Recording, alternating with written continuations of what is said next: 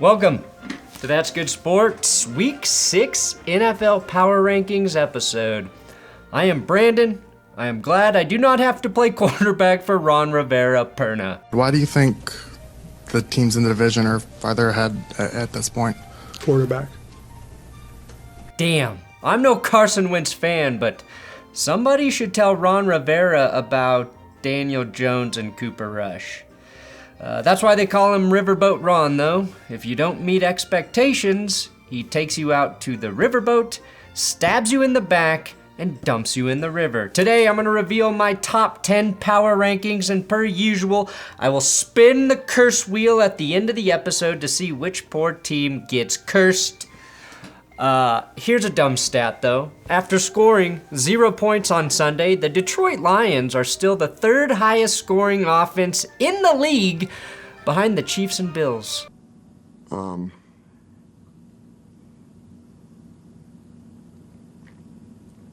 let's kick this off with number 11, which is now my official spot for teams on IR. I've got the Dolphins here and the 49ers.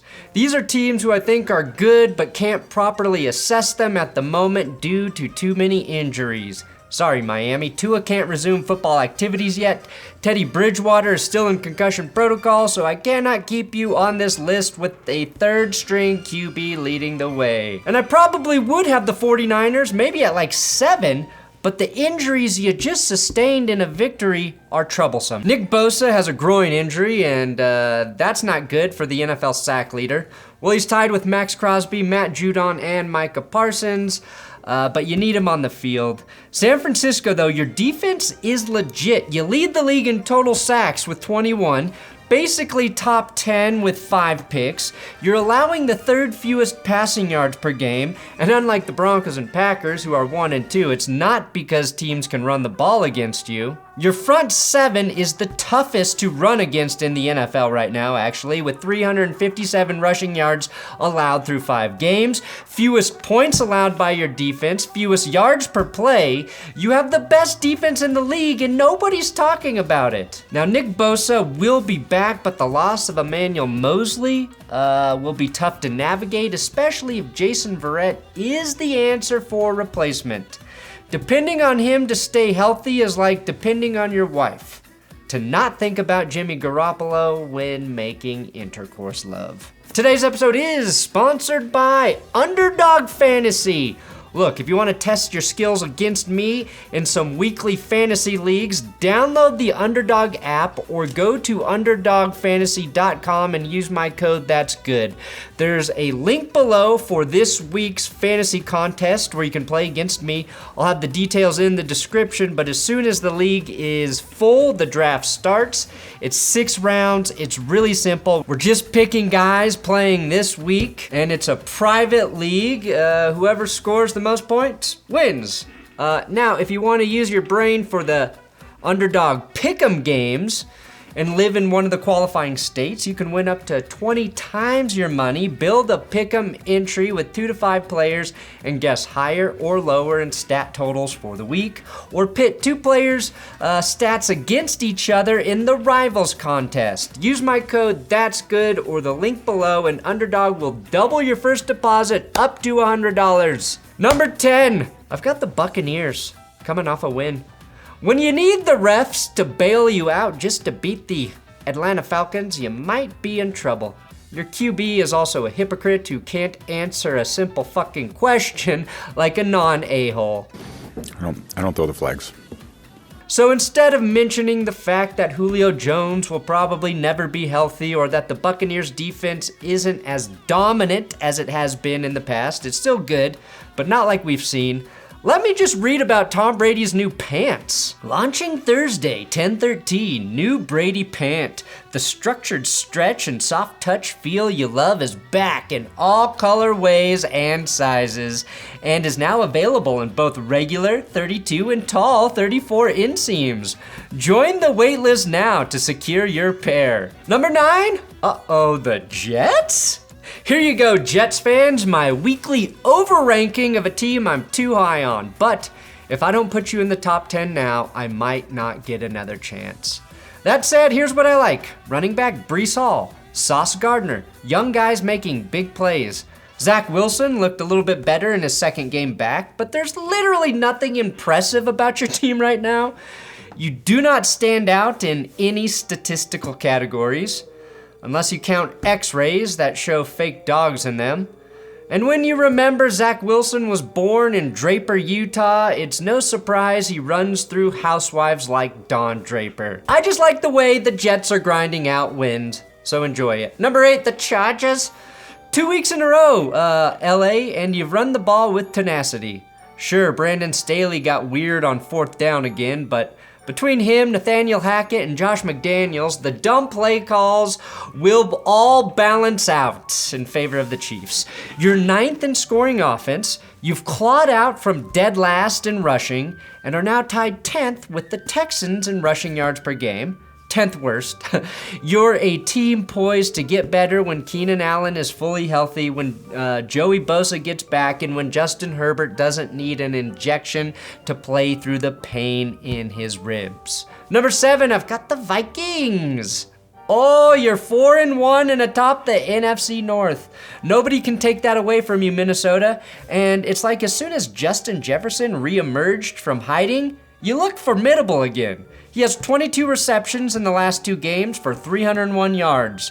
I wish you played the Giants this week so we could figure out which 4-1 team is pretending.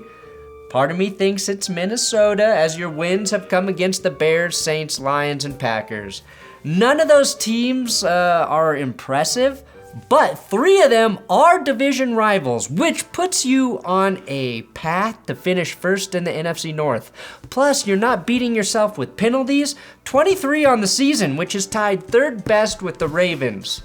Purple teams don't cheat. Number 6, the Giants. Oh my God. The Giants don't have the most talented roster, but they have a couple things going for them. Saquon Barkley, who's already more than halfway to 1,000 rushing yards, and Brian Daboll, who's looking like the early favorite for head coach of the year. Can New York throw the ball? Not really, but you don't need to when you have a top 3 rushing offense and your defense is top 10 in scoring. The Giants give up the 7th most rushing yards per game, but have allowed just 1 rushing touchdown all season, tied for best with the Titans, Bengals, and Cowboys. They are a bend but don't break defense. They are a bend but don't break team. The Giants are extremely creative in the red zone, and Dan Jones has only fumbled once so far this season. That might be Brian Daboll's greatest magic trick so far. He's really masked Jones' flaws. This is a 4-1 team, and they have just 3 passing touchdowns this season. Tied with the Bears for 2nd fewest, trailing only the Steelers, who have just 2. Number 5, the Ravens. The Ravens managed to avoid another last-second defeat when system kicker Justin Tucker booted a game-winner dead center between the uprights against Cincinnati. Now, Lamar Jackson didn't look totally like himself on Sunday Night Football. In fact, Lamar missed more throws than I've seen since probably his rookie season. But he's still first in the league in touchdown percentage, finding the end zone on 8% of his passes. Tight end Mark Andrews is usually on the receiving end of those TD passes. Before Travis Kelce scored 4 touchdowns on Monday Night Football, Andrews looked like he was ready to steal the best tight end throne. God damn you, Travis Kelce.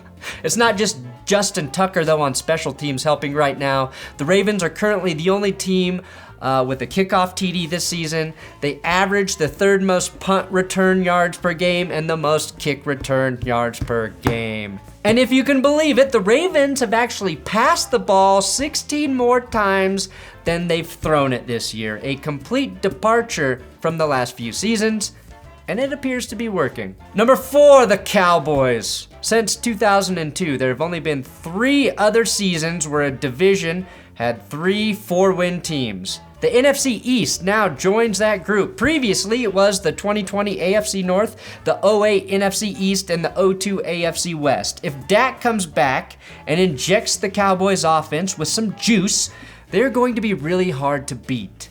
As much as I love game manager Cooper Rush, I just don't think that's sustainable in today's NFL. The defense is great.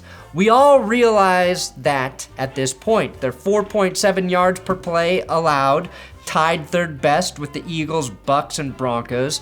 The 49ers clipped them for the total sack lead, but 20, still really good. What's crazy though, is the Cowboys have just 7 turnovers this season.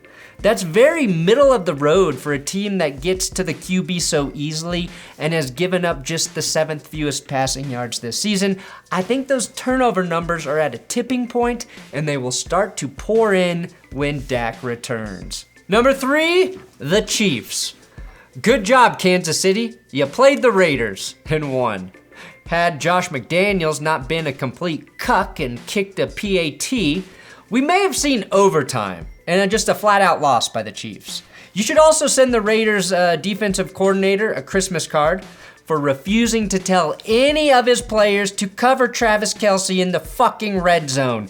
Kelce's 4 touchdowns in a game trail only Kellen Winslow Sr. for most by a tight end who has 5. The Raiders are the 5th team in NFL history to lose twice after holding at least a 17-point lead within the first 5 games of the season. They joined this year's Ravens, actually, the 2020 Chargers, the 2011 Vikings, and the 1993 Jets. If there is a flaw right now with the Chiefs, it's their red zone defense, which has given up 13 touchdowns. The only team worse? The Raiders, of course. Number 2, the Bills. As it stands, you are tied with the 49ers for allowing the fewest points on the season at 61. Here's a crazy stat. Your defense has not allowed a single point in the 3rd quarter all season. I almost like that more than not allowing points in the 4th quarter because it just demoralizes opposing offenses in the second half. I know his fumble on his first carry scared you, but I would like to see more of James Cook in the run game. That could save Josh Allen a little wear and tear as the season progresses. Your offense scores the 2nd most points per game and your defense gives up the 2nd fewest points per game. That sounds like a recipe for winning, you know? To me, it does. And number 1, still the Philadelphia Eagles. This is honestly getting boring, Philly. How many weeks in a row can I leave you at number 1? I've hyped you up every single week. You beat the curse and your red zone offense has been pretty good. You currently have the 3rd most red zone touchdowns in the league at 13, trailing only the Chiefs and still the fucking Lions.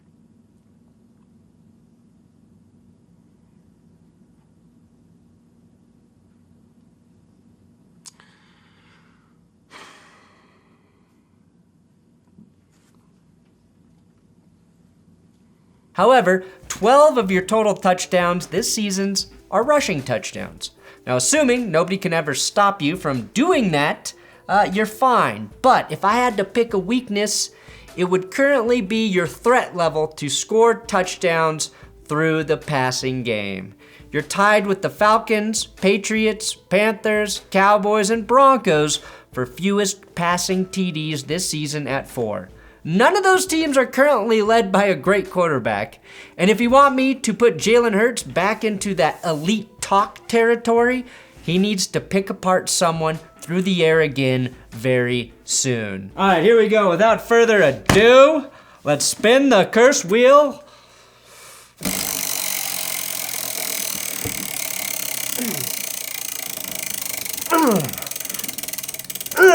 Bring the pain. Bring the pain!